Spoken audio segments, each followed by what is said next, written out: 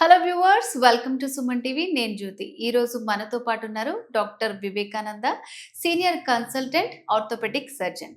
Doctor గారు నమస్తే అండి. నమస్తే.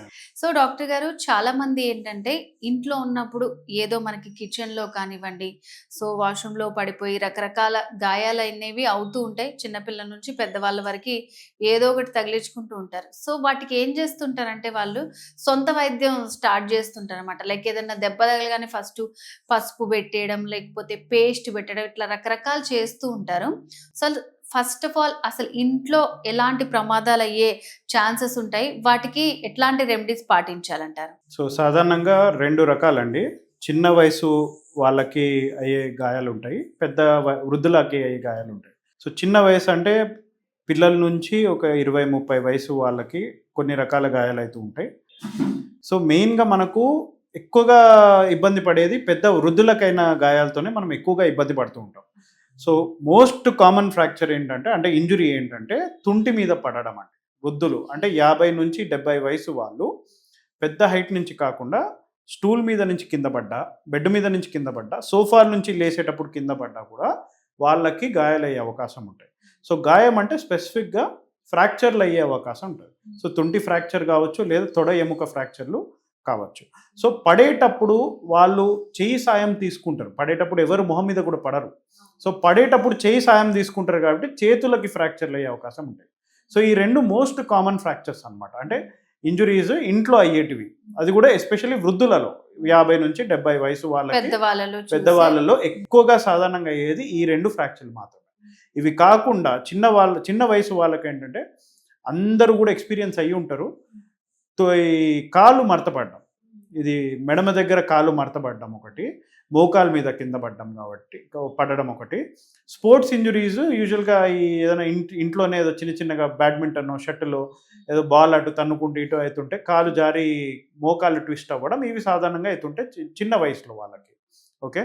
సో, మెడమ ట్విస్ట్ అవ్వడం అనేది అంటే మన దగ్గర మన యాంకిల్ ట్విస్ట్ అంటాం. మెడమ ఇంజురీస్ అనేవి చాలా కామన్. సో, అందరికీ అవుతాయి. మెట్లు దిగేటప్పుడు హఠాత్తున సడన్గా నీళ్లు చూసుకోకుండా, లేదంటే ఒక మెట్టు వదిలి ఇంకో మెట్టు మీద సడన్గా కాలు పెట్టేసరికి ఆ మెడమ అనేది ట్విస్ట్ అవుతుంది. ట్విస్ట్ అయినప్పుడు ఒకటే గమనించాల్సింది ఏంటంటే వాళ్ళు నడవగలుగుతున్నారా, నిల్చోగలుగుతున్నారా లేదా. ఓకే. సో, వృద్ధులలో అయినా కూడా చిన్న వయసు వాళ్ళకైనా కూడా వాళ్ళు బరువు వేసి నిల్చోగలుగుతున్నారు అంటే పెద్ద ఫ్రాక్చర్ ఉండే అవకాశం లేదు. ఉన్నా కూడా ఏదైనా చిన్నది ఉండొచ్చు. సో, నిల్చొని వాళ్ళు 10 అడుగులన్నా వేయగలుగుతున్నారు ఒక కొద్ది నొప్పి పెట్టుకొని అంటే తుంటి ఫ్రాక్చర్లు ఉండే అవకాశం అయితే తక్కువ. ఓకే. జనరల్గా ఏంటంటే అది వాళ్ళు కొంచెము రిలాక్స్ అవ్వచ్చు అనమాట. అంటే ఎక్కువ పెద్ద గాయం కాలేదన్న ఒక ధైర్యంతో ఉండొచ్చు. ఒకవేళ అసలు అడుగు తీసి అడుగు పెట్టలేకపోతున్నారు, పెడితే కూలబడుతున్నారంటే ఖచ్చితంగా ఫ్రాక్చర్ ఉండే అవకాశం ఉంది. ఒకవేళ ఫ్రాక్చర్ ఉంటే ఇంట్లో చేసేది ఏమీ లేదండి. ఇమ్మీడియట్‌గా ఒక దగ్గరున్న హాస్పిటల్‌కి వెళ్ళేసి కనీసం బేసిక్ ఎక్స్‌రే ఒకటి తీసుకోవాలి. బేసిక్ ఎక్స్‌రేలో ఫ్రాక్చర్ లేదనుకోండి, కొంతవరకు మనము సేఫ్ అన్నట్టు. ఒకవేళ ఫ్రాక్చర్ ఉంటే దానికి ఇప్పుడు రకరకాల ట్రీట్మెంట్లు ఉంటాయండి. అంటే జరిగిందా, జరగలేదా అన్న దాన్ని బట్టి, ఏజ్ బట్టి, ఏ ప్రాంతాన అయింది అంటే చేతికయిందా, తుంటికయిందా, మెడమ దగ్గర అయిందా అన్న దాన్ని బట్టి ట్రీట్మెంట్లు మారుతూ ఉంటాయి. ఇంకొక కామన్ ఇంజురీ ఏంటంటే మెట్లు దిగుతూ ఉంటే మెట్ల మీద నీళ్లు ఉన్నాయనుకోండి, కాలు జారి తుంటి మీద పడతారు, నడుము మీద పడతారు.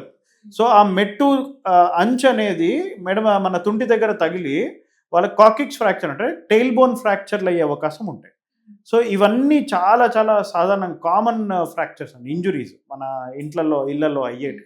సో, ఏదైనా సరే పిల్లల్లో అయినా, పెద్దవాళ్ళలో అయినా వాళ్ళు వాక్ చేస్తున్నారా లేదా, వాళ్ళు బేర్ చేస్తున్నారా చూసుకొని, ఒకవేళ అవ్వట్లేదు అనంటే వెంటనే డాక్టర్‌ని కన్సల్ట్ చేయాలంటారు. బరువు వేయలేకపోతున్నారు, బరువు వేస్తే కూలబడుతున్నారు, లేదా చెయ్యి బాగా వాచిపోయింది, చెయ్యి వంకరెళ్ళిపోయింది, మనకు వాపు బయటకు కనిపిస్తుంది. అంత కనిపించలేనంత వాపు ఏమి ఉండదు, కనిపిస్తుంది ఖచ్చితంగా.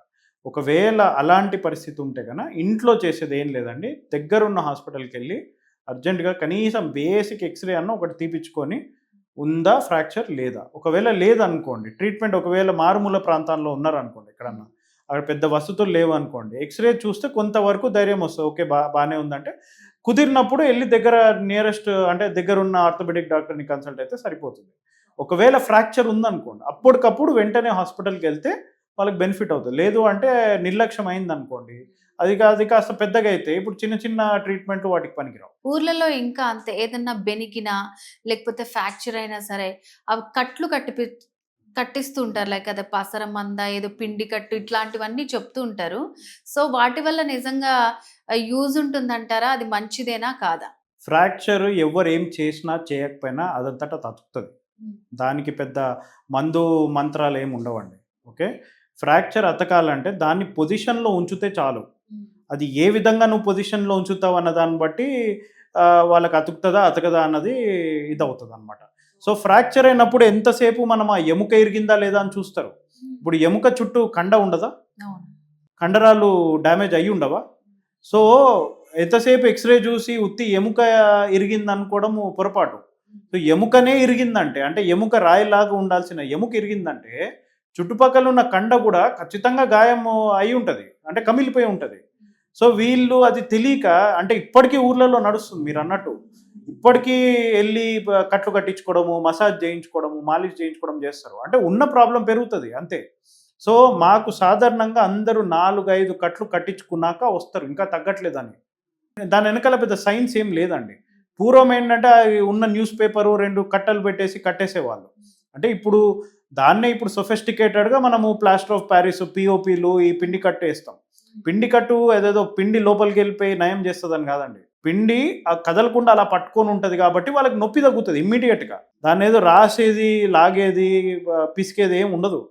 పిండి కట్టేస్తే కదలకుండా పట్టుకొని ఉంటది. అది గట్టిగా అయ్యేంత వరకు అది పొజిషన్‌లో ఉంటే చాలు. ఒక్కసారి సెట్ అయిందనుకోండి, పొజిషన్‌లో ఉంటే ఆ ఎముక అదంతట అతుకుతది. ఎముక అతకడానికి పట్టే టైము 3 వారాల నుంచి 6 వారాలు. అది మనకి ఏ భాగంలో అయింది ఫ్రాక్చర్ అన్న దాన్ని బట్టి. చేతికైతే ఒక రకంగా తొందరగా అతుకుతది. కాళ్ళ దగ్గర అనుకోండి కొంచెం లేట్ అవ్వచ్చు. పిండి కట్టు గాని, లేదంటే ఇప్పుడు బ్రేసెస్ దొరుకుతాయి మనకి. స్ప్లింట్స్ పట్టీల్లాగా దొరుకుతాయి రెడీమేడ్‌వి. వీటన్నిటి పర్పస్ గూడా కదలకుండా పట్టుకోవడమే. దానిలో ఏం మా దానిలో ఏం మందేం ఉండదు. సో, కదలకుండా పట్టుకోవడానికే మనం ఏసేది. కొన్ని సందర్భాల్లో ఏంటంటే, మీకు ఆ ఫోర్స్ వల్ల ఇప్పుడు కారొచ్చి బైక్‌ని గుద్దేసిందనుకోండి. సో, ఆ ఎముకనేది జస్ట్ అక్కడ ఉండదు అలా పొజిషన్‌లో. మొత్తం ఇట్లా దూరం వెళ్ళిపోయి ఉంటాయి. సో, మా బాధ్యత ఏంటంటే, దాన్ని పొజిషన్‌లో ఉంచి, ఓ ప్లేటో, రాడో ఏదో ఒకటేసి దాన్ని పట్టుకోవడం అంతే. సో, ఆ పొజిషన్‌లో పట్టుకోవడానికే మనం సర్జరీ చేసేది. అది నేను సర్జరీ చేస్తే అతుకుతదని గాదు. సో, పొజిషన్‌లో ఉంచడానికి మాత్రమే సర్జరీ చేసేది. ఒకవేళ అవసరమైనా గూడా.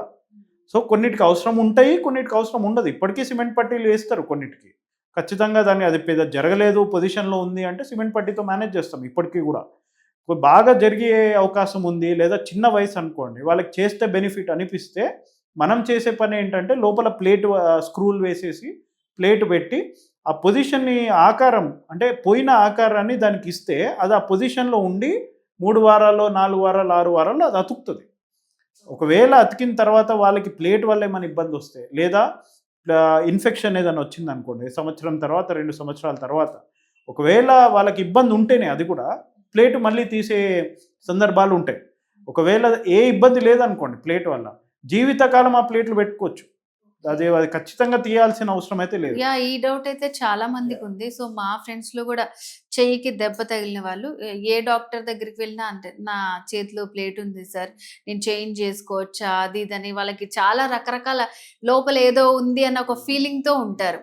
సో, అంటే అది కంపల్సరీ అయితేనే చేంజ్ చేసుకోవాలంటారు. ఇప్పుడు మామూలుగా కండ చాలా లావు ఉంటదండి. అంటే కనీసం 2, 3 సెంటీమీటర్లు ఉంటాయి. ఇప్పుడు చేతిలో అనుకోండి. అంటే డిపెండింగ్ ఆన్ పర్సనాలిటీ. ఇప్పుడు కొంచెం బాగా కండ ఉందనుకోండి, బొద్దుగున్నారనుకోండి. సన్నగా ఉండే వాళ్ళకేంటంటే కండ ఎక్కువ ఉండదు కాబట్టి ప్లేట్ తగులుతున్న ఫీలింగ్ ఉంటది. ఓకే. ఓకే. సో, ఇప్పుడు తగులుతుంది కాబట్టి ప్లేటు వాళ్ళకి ఏ నొప్పొచ్చినా ప్లేట్ వల్లే అనుకుంటారు. ఓకే. సో, సాధారణంగా ప్లేట్ ఎప్పుడు గూడా ఇబ్బంది కలిగియదు. ఎందుకంటే వాటి లో ప్రొఫైల్ ప్లేట్స్ ఉన్నాయి. ఇప్పుడు చాలా అడ్వాన్స్‌మెంట్స్ వచ్చాయి. టైటానియం ప్లేట్స్ అన్నవన్నీ. సో, లో ప్రొఫైల్ ప్లేట్స్ చాలా సన్నగుంటాయి. 2-3 మిల్లీమీటర్లు ఉంటాయి దాని థిక్‌నెస్. సో, అంత ప్లేట్లు యూజువల్‌గా ఇబ్బందులు కలిగేవు. కొన్ని సందర్భాల్లో నేను ఇందాక చెప్పినట్టు స్క్రూ లూజ్ అయ్యి బ్యాక్ అవుట్ అవ్వడము, లేదా ఇన్ఫెక్షన్ రావడము, లేదా ప్లేట్ దగ్గర ఏదైనా స్క్రూ ఇరగడము అలాంటివి ఉంటే ప్లేట్ తీసేస్తాం. దానివల్ల ఇబ్బందుంటాయి. ఈ ప్లేట్ ఏయించుకోవడం వల్ల వాళ్ళకి ఇరిటేషన్ గానీ, సో, ఎలా గుర్తించాలంటారు సింప్టమ్స్ అవన్నీ? సింప్టమ్స్ ఉంటాయండి. అంటే ఇప్పుడు అన్‌ఎక్స్‌ప్లెయిన్డ్ పెయిన్ ఉంది. లేదా ప్లేట్ ముట్టుకుంటే ప్లేట్ దగ్గర పెయిన్ ఉందనుకోండి. అది కంటిన్యూయస్‌గా ఉంది. మెడిసిన్స్ వాడినా తగ్గట్లేదు. రెస్ట్ ఇచ్చినా తగ్గట్లేదు. సో అలాంటప్పుడు మనం ఎక్స్రేలు తీసి ప్లేట్ వల్ల ఏమైనా ఇబ్బంది ఉందా, ఇన్ఫెక్షన్ ఉందా అనేది కూడా బ్లడ్ టెస్ట్లు చేస్తాం. బ్లడ్ టెస్ట్‌లో ఖచ్చితంగా ఇన్ఫెక్షన్ ఖాయమైందనుకోండి, సో ప్లేట్ తీసేయాల్సొస్తది. Okay. Thank you doctor. So, అంటే నార్మల్‌గా ఇంట్లో మనకి చిన్న పిల్లలు గానీ, పెద్దవాళ్ళకి గానీ ఎలాంటి ఇంజ్యూరీస్ అవుతాయి? జరిగిన వెంటనే వాళ్ళు ఎలాంటి జాగ్రత్తలు తీసుకోవాలి? వాటి గురించి చాలా బాగా ఎక్స్‌ప్లెయిన్ చేశారు. Thank you so right. Much. Thank you.